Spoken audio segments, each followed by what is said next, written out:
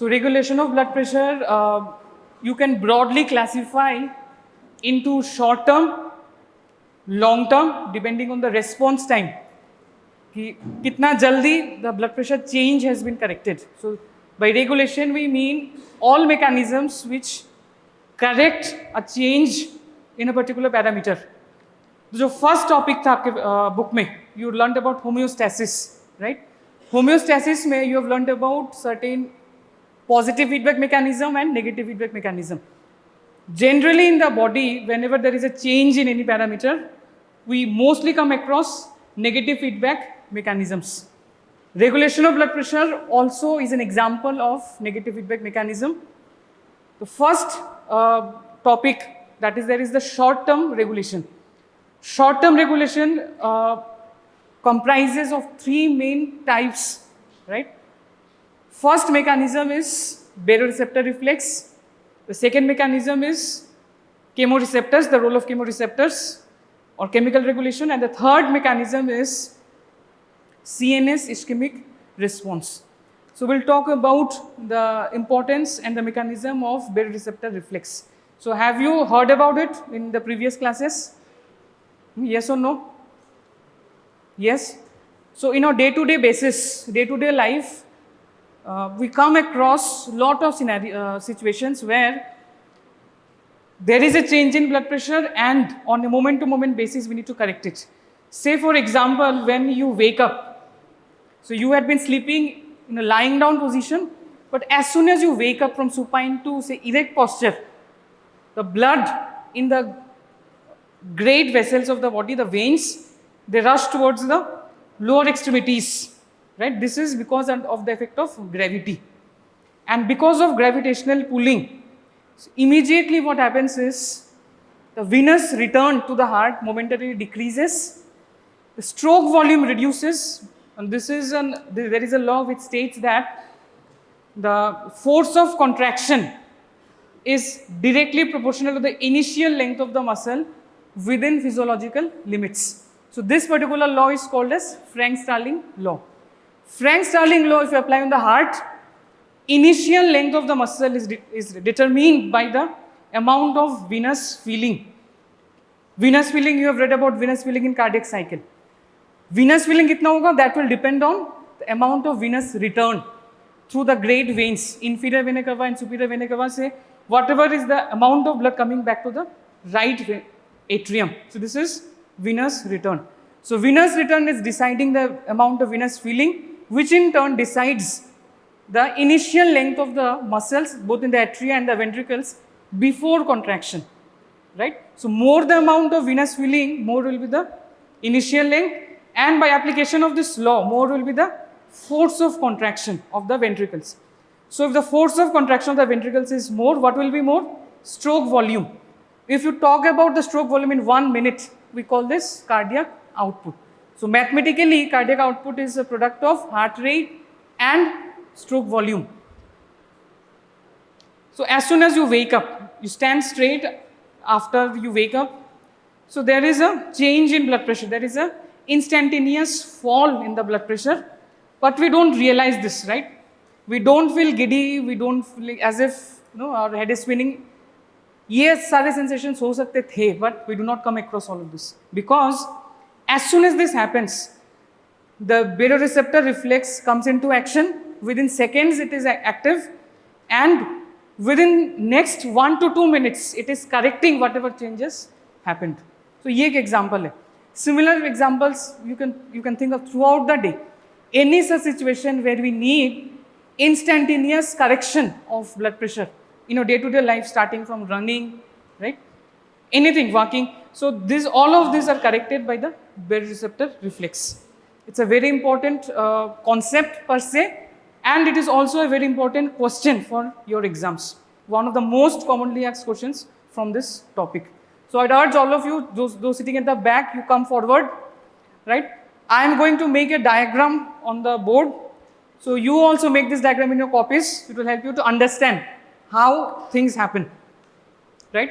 All of you open your copies, right? And make this diagram along with me.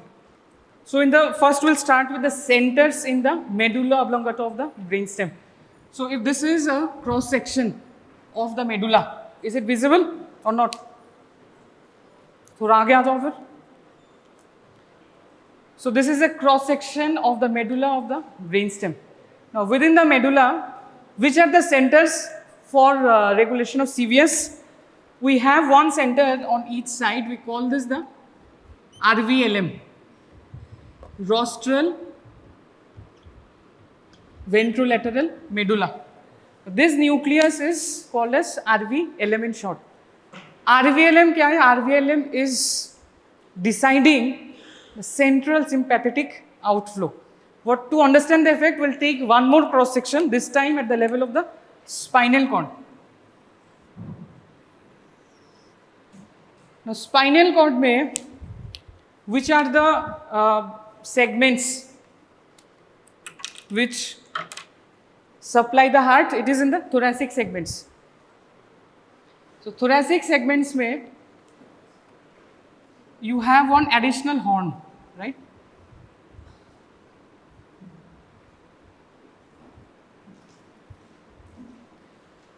Normally, all across the spinal cord, you have a dorsal horn and a ventral horn. This is there in every segment. But in the thoracic and lumbar segments, you have one additional horn. This is called as the intermediolateral horn of the spinal cord. Why? Because it is present in between. That's why the name intermediate. From the intermediolateral horn arises the preganglionic neurons of the sympathetic nervous system on both sides. Sympathetic के बारे में आपने school में you must have read, right? That all the organs they have both parasympathetic and sympathetic supply. So sympathetic nervous system को जो neurons है, they originally start, their cell bodies are here in the thoracic and lumbar segments. So they come out of the spinal cord, right? And then what happens? Sympathetic and parasympathetic both have a ganglion. So this is one difference with the somatic nervous system. Somatic nervous system पे origin से effector तक there is one single neuron or a single nerve which is supplying. But autonomic system पे there is one station in between, right? So you have two sets of neurons or nerves reaching the effector organs. Origin is from the spinal cord, but in between, the first set of neuron will end in a synapse, and the second set of neuron arises from that synapse and reaches the effector organ. So ये हर organ के लिए it is applicable as far as the autonomic nervous system goes. Sympathetic system में this synapse is on the either side of the spinal cord. When you do dissection of the thorax and abdomen, you will see some spaces called as the paravertebral gutters or the paracolic gutters. एकदम ऊपर से नीचे तक. So this is where the sympathetic chain is present. Sympathetic chain is a structure composed of the ganglia. You remember what is ganglia? Collection of cell bodies of neurons outside the CNS. Right? This is a ganglion. The sympathetic chain, right from here till here, you have one longitudinal chain. This structure is composed of all the different ganglia of the sympathetic system. So ganglia is the place where the first neuron ends and the second set of neuron arises. So ganglia basically is a synapse, and here you have the second set of neurons. So this supplies the different organs. So let's talk of the heart because you are concerned with the CVS. So this is supplying the heart. So this part, ये पूरा sympathetic का part है, but this part which is before the ganglion, this is called as preganglionic fiber. This part which is after the ganglion is called as postganglionic fiber. Remember, this pattern is true for all organs, right? Now, parasympathetic में there is a slight difference. Parasympathetic में जो ganglia है, that is present close to the effector organ. So I'll draw this with red. Let's see. Parasympathetic में भी ऐसा एक ganglia रहेगा which will be present here, close to the effector organ. I'll come to the parasympathetic circuit in a bit. So this is the sympathetic supply to the heart. Similarly, you also have a sympathetic supply to the blood vessels of the body, right? And you also have a supply to the adrenal medulla. So these are the three organs important for regulation in the cardiovascular system. So what happens when sympathetic activity increases in the heart? What are the effects of increased sympathetic activity? Anyone? So there is an increase in the heart rate, right? This is called as which type of effect? Inotropy or chronotropy? Chronotropy, right? There is an increase in the stroke volume. So if both of them increase, what will increase? Cardiac output. Cardiac output is a reflection of which blood pressure, systolic or diastolic? Systolic blood pressure. So systolic blood pressure will increase. Apart from this, sympathetic के और भी दो effects है. It increases the excitability of the cardiac muscle. It also increases the speed of conduction in the nodal system of the heart. These are the four effects of sympathetic. However, we can see or observe only these effects. That all of this manifest in the form of increase in cardiac output, which will reflect in increase in the systolic blood pressure. Sympathetic nerves, when they supply the blood vessels, they increase the degree of vasomotor tone. What is this?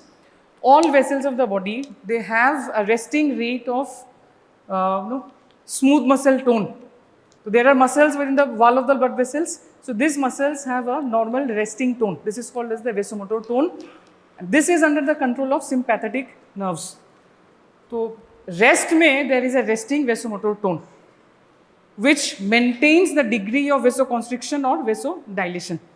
If the sympathetic activity increases, so there is an increase in the vasomotor tone, which will result in vasoconstriction. The blood vessels will become narrow, right? If the blood vessels become narrow, so there is increase in total peripheral resistance.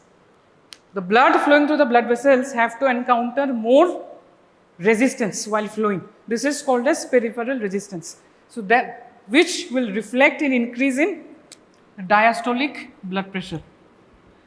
So remember these two determinants that we have got. Systolic blood pressure is a reflection of cardiac output. Diastolic blood pressure is a reflection of total peripheral resistance.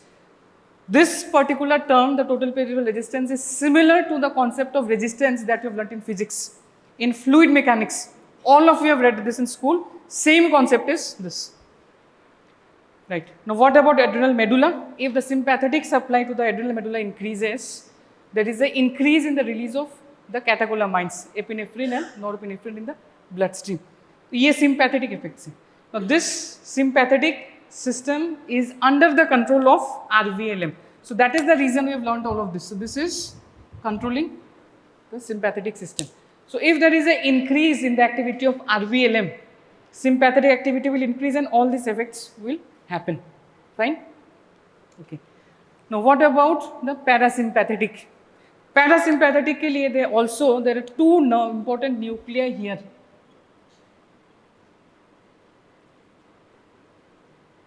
Nucleus ambiguous and dorsal motor nucleus of vagus, DMN. ये भी दोनों तरफ है, right? So nerves arising from this carrying the parasympathetic fibers. Now which nerves carry the parasympathetic fibers? It is vagus. For most organs of the body, it is the vagus, 10th cranial nerve, which is carrying the parasympathetic fibers. So they will arise and then they will come across all the way. Remember, parasympathetic system mein ganglia is close to the effector organ. Sometimes within the wall of the effector organ also. So they will end here and parasympathetic fibers will supply this. Blood vessels do not have parasympathetic supply except for a few blood vessels in the genital region. Now let's see baroreceptors से ये activity कैसे हो रहा है control. So baroreceptors are stretch receptors, right? तो stretch यानी more the degree of distension of the blood vessels, more will be the activity in the receptors. ये कैसे हो रहा है?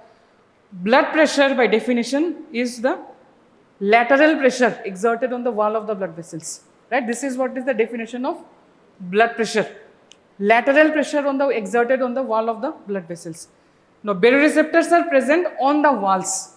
More the blood pressure, more the degree of stretch on the walls, and more is the activity of the baroreceptors. So which are the areas where they are present? Baroreceptors are present in two important places. Which are those? Carotid sinus and arch of aorta. Right, very good. So carotid sinus and arch of aorta. Let me try to draw here with green. So carotid sinus is just near the bifurcation of the carotid artery, and arch of aorta, let's say it is around here. So from both these places, information goes to the brainstem, right? From the baroreceptors. Baroreceptors, since they are detecting the degree of stretch, resting state may be there is a certain amount of stretch. ऐसा नहीं है कि when we are at rest there is no pressure on the blood vessels. Blood तो जा रहा है उसमें से. So whenever we are at rest, even then there is a resting rate of stretch on the baroreceptors present over here and here, right? तो ये जितना भी resting signals हैं, they reach the brainstem. Brainstem में where? Brainstem में there is one structure called as NTS. What is NTS? Nucleus of Tractus solitarius. Now this is a large sensory nucleus within the brainstem. It integrates information or signals from a lot of systems. CVS. It also integrates systems from respiratory system. NTS में GIT से भी information जा रहा है. And NTS also receives sensory information from special senses like taste. So NTS basically is a sensory in a complex or a sensory nucleus. So degree of distension or stretch कितना हो रहा है from the baroreceptors through the 9th and 10th cranial nerves, they are reaching the NTS. They are exciting the NTS. So from the NTS, now you have a set of neurons which arise, new set of neurons on both sides, and they supply one more nucleus. This is called as CVLM. The CVLM is what? Caudal ventrolateral medulla. So this CVLM now gives rise to a set of neurons which inhibit the RVLM. तो ये एक बहुत important concept है. We have to understand. This is an inhibitory neuron. Now let's put all of this in perspective. Suppose the blood pressure has risen. Momentarily, we are under some sort of emotional stress and there is a momentary rise or shooting up of blood pressure, right? So as soon as the blood pressure rises, the activity in the baroreceptors increases, है ना? Because that is basically the degree of stretch. Stretch जितना ज़्यादा होगा उतना ही ज़्यादा activity होगा. And stretch, as I said, blood pressure definition में ही it says that blood pressure is the lateral pressure exerted on the walls. So activity in the baroreceptors increase, nerve traffic here. Suppose resting state में अगर second में 10 impulses जा रहे थे in the resting state, now it will be around 50 to 60 impulses per second. तो ऐसा नहीं है कि रेस्ट में इम्पल्सेस जीरो थे. रेस्टिंग रेट में जितने जा रहे थे it will increase. So we call this nerve traffic. Impulses per second और nerve traffic increases in this nerves. So activity in the NTS increases. So when NTS में activity बढ़ेगा what will happen? The one that you see in black, this neurons also will be more excited, right? So first what we have seen that afferent information increases. This in turn increases the activity of these neurons in the CVL reaching from the NTS to CVLM. CVLM में अगर activity बढ़ रहा है what will happen? It will inhibit. Look at the sign over here. If the CVLM is excited more, it will inhibit the RVLM. If RVLM is inhibited, what happens? Central sympathetic outflow reduces and activity in the sympathetic nerves will reduce. So systolic blood pressure will come down, Diastolic will also come down if the activity in the sympathetic reduces, right? So now we have achieved homeostasis again. But इसके साथ what will happen? Remember also about the vagal circuit. तो NTS से जो projections जा रहे हैं, neural projections, they are always excitatory. तो vagus circuit में भी activity will increase. So what is the effect of vagus? The vagus reduces the heart rate. So the combined effect is there is an increase in the activity of the vagus and there is an inhibition in the activity of RVLM. और ये हो कैसे रहा है? Remember this crucial point where signal reversal actually happens. क्योंकि NTS से जितने भी neurons बाहर आ रहे हैं, they are always excitatory, right? RVLM cannot be excited in this scenario. It has to be inhibited. So this is the important point which reverses the signal. CVLM के जो neurons हैं, they are inhibitory. So CVLM, if the CVLM is excited more, it will inhibit RVLM. RVLM is the central sympathetic outflow. It decides the sympathetic activity. Let's say the first example that we discussed. When a person is standing straight, say for 1 minute to 2 minutes, he's standing straight. What happens? Because of the effect of gravity, जो lower limb के great veins है, blood will accumulate in the great veins. Why the veins? Because veins are also called as compliance vessels.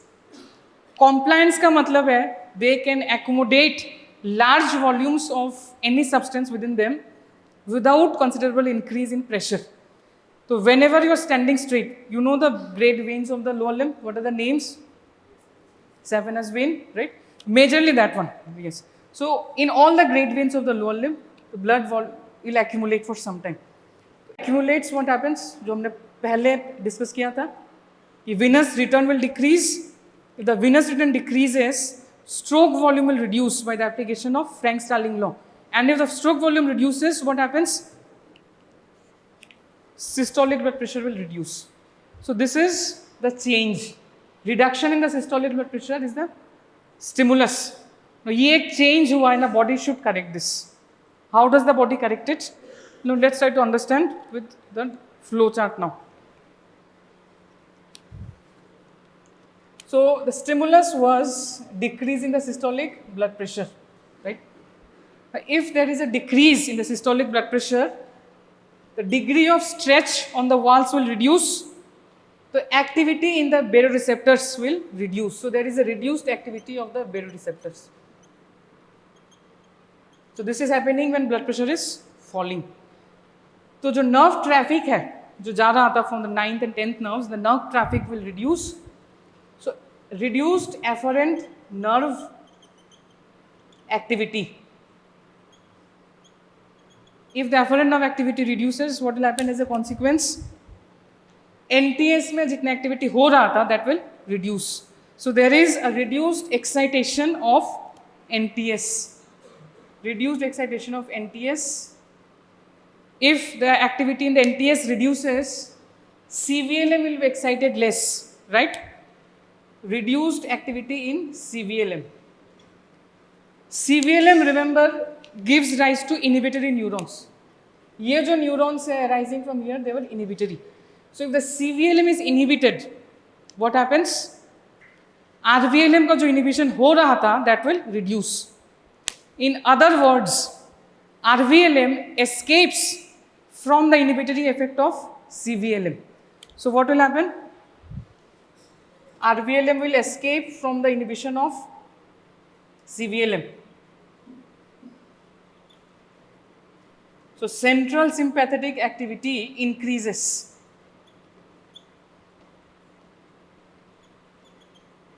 And what happens if the sympathetic activity increases? All these effects will be there. Heart rate, stroke volume, etc. will increase. So cardiac output will increase and systolic blood pressure will increase back towards normal. Yeah? Similarly, blood pressure in the blood vessels also, vasoconstriction will happen and the diastolic blood pressure will also increase. So all of this is happening because of increase in the sympathetic activity. At the same time, NTS में अगर activity कम है, what will happen? The activity in the nuclei of vagus nerve, that will also reduce. right? Yeah, here. So if the activity in the nucleus vagus reduces, parasympathetic signals through the vagus nerve also reduces. So what will happen? Heart rate will increase. Vagus is normally concerned with reduction of heart rate.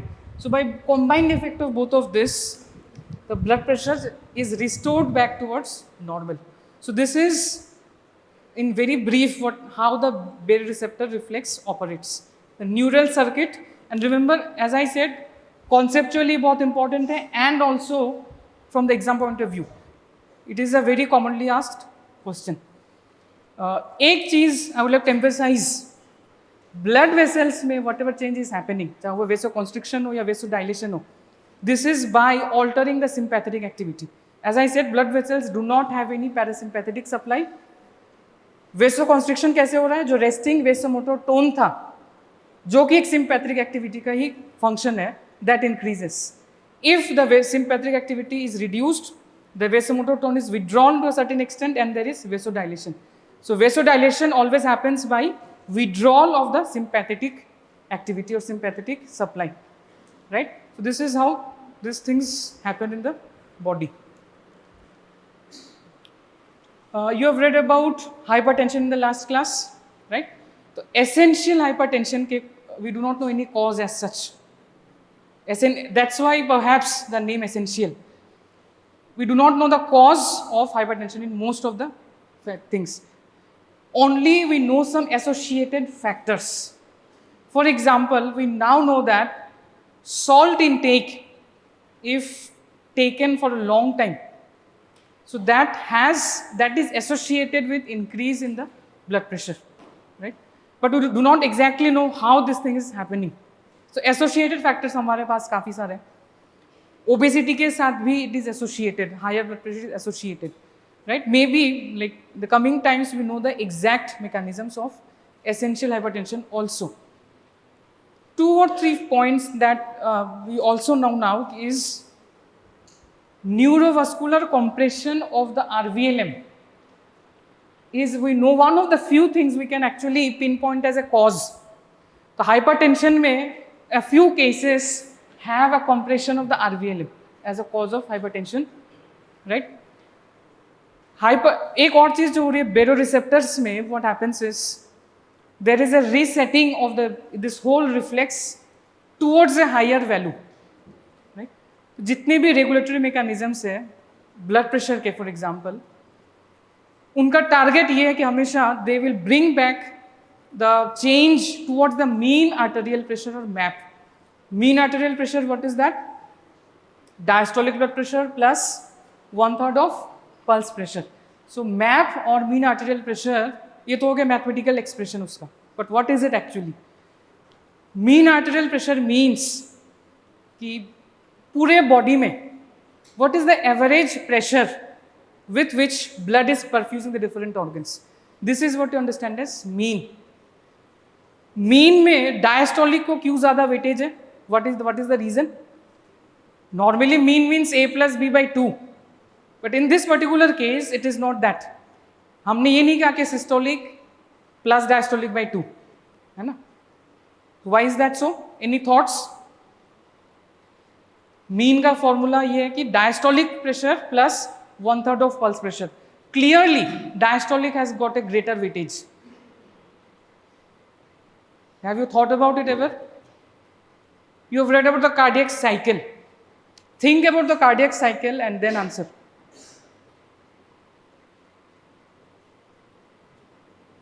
Systolic blood pressure क्या? This is the highest pressure that can be obtained in the cardiac cycle. This is one point, highest. Diastolic is the lowest pressure with which can be present in the cardiac cycle. तो ये हम ये नहीं कह सकते कि systolic pressure से ही the blood is perfusing. No, क्योंकि systolic and diastolic जो points है, these are the highest and lowest points of the cardiac cycle. But when we say mean, that means ये एक cycle में what is the average pressure through which the blood is perfusing the organs. What is the duration of ventricular diastole? 0.5 seconds. What is the duration of systole? 0.3 seconds. Coming to the atria, what is the duration of systole, atrial systole? 0.1 seconds, atrial diastole 0.7 seconds. तो clearly किसका duration ज़्यादा है? Diastole का duration ज़्यादा है. So if I want to give a value, this is the average value with which tissues are perfused, so I have to give more weightage to the diastole because cardiac cycle में diastole has got a greater value. Most of the times the heart is in diastole. So that's why mean is this. So all these regulatory mechanisms, they try to bring it back towards the mean arterial pressure, which has a normal range of around 90 to 100 millimeters of mercury. In hypertension, mean arterial pressure is raised. So baroreceptors keep on working, but they're reset at a higher value of MAP. Say they will work and bring it back to 130 millimeters of mercury, right? So this is one change that we know for sure happens in hypertension, right? Mean arterial pressure के higher values में this whole reflex is reset. So if you are asked about hypertension, one of the things which you can say with surety is this change which happens in the body, right? So any questions from the topic? Baroreceptor reflex. So remember, this is a short-term regulation acting within seconds. So within 30 seconds, this is active. By 1.5 to 2 minutes, the whole change that has happened gets corrected.